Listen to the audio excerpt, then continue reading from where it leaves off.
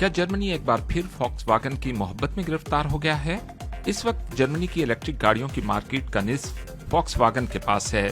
पहले 6 माह का 46% शेयर, यानी 52,000 से ज्यादा गाड़ियों की फरोख्त।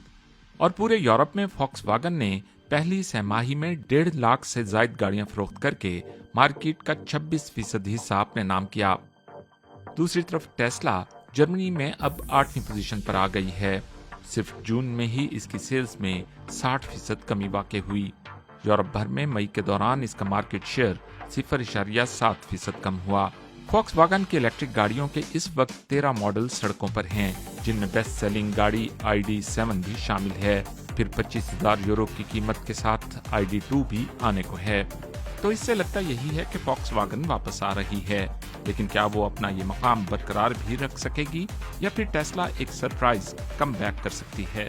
आपकी क्या राय है?